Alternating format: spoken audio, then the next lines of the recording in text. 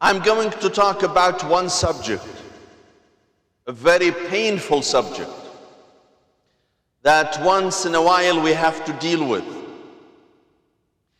Today, during the Friday prayer,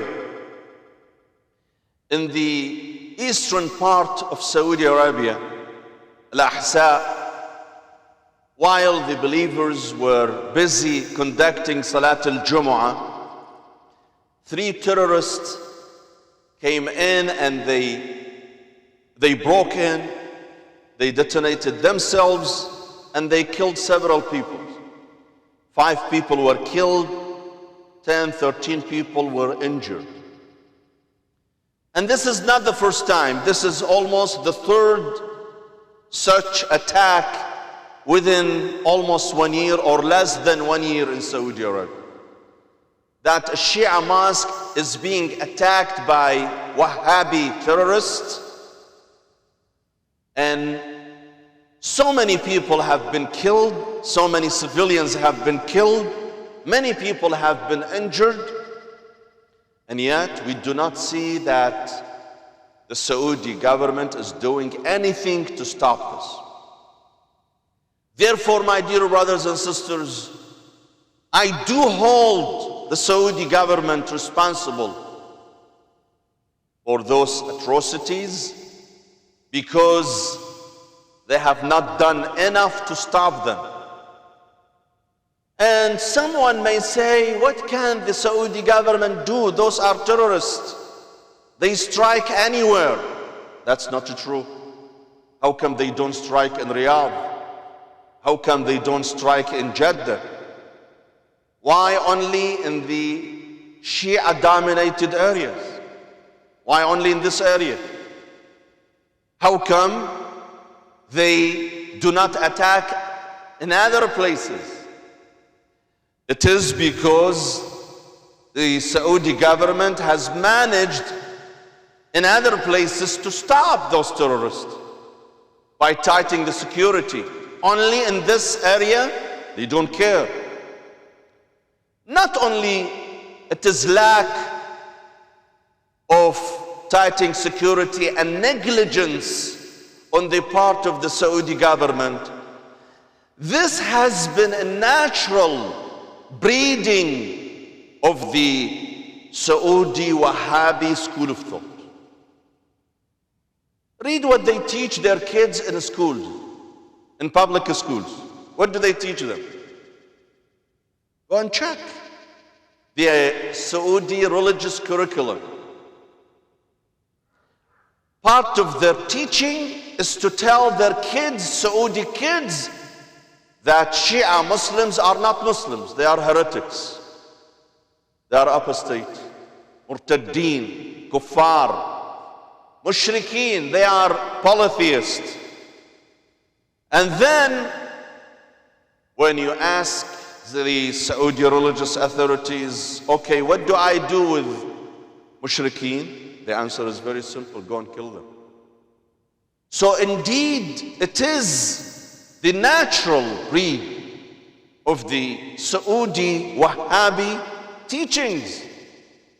They are teaching their kids, they are teaching their students that Shia are mushrikeen, polytheists, and you can go ahead and kill them.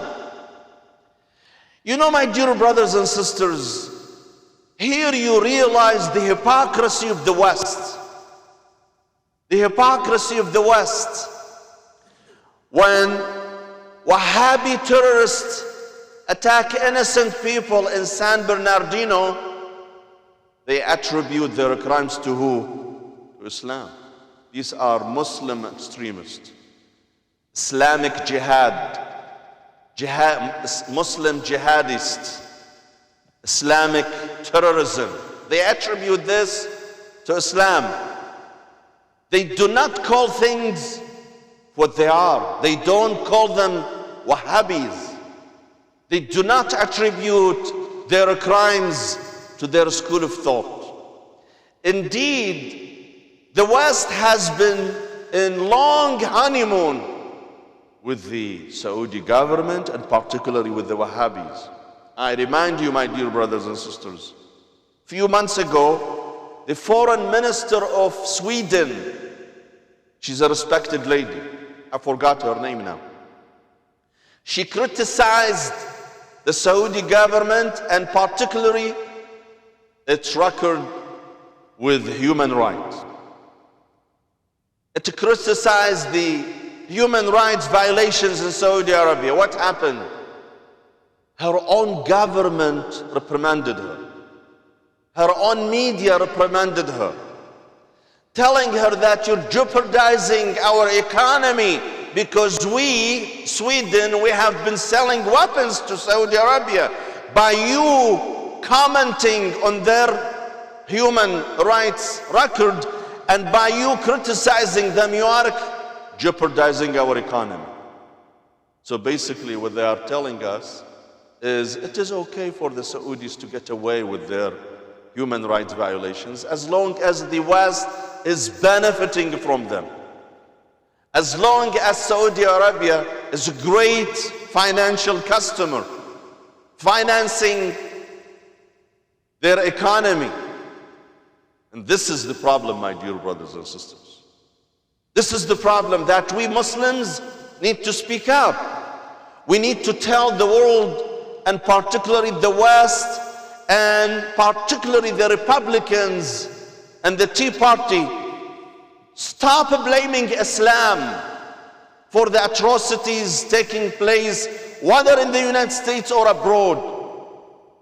Blame rather the Wahhabi terrorists that you guys have been supporting. Just before coming in, Haj Talal Turfa was telling me about the partnership between some Saudi wealthy businessmen with some personalities and prominent figures from the American establishment, with Bin Laden family. They always blame Islam. It seems that blaming Islam became a very easy ride for people today. To blame Islam and lay blame on this religion. But indeed, it is the West that has been supporting this regime. It is the West that has been silent on their atrocities and human rights violations. Today among us we have a dear brother, Muhammad al-Nimr, the son of the executed scholar Sheikh al-Nimr rahmatullahi alayh. What did the world do about this? Other than expressing concerns, and instead of utterly condemning the Saudi regime, imposing sanctions on it, all they did in the West, particularly here in the United States, they expressed concerns about his execution. What does that mean? To express concern. It means, my dear brothers and sisters, that go ahead and do more. We don't care. Whatever you do, we will not come near you. We will not touch you.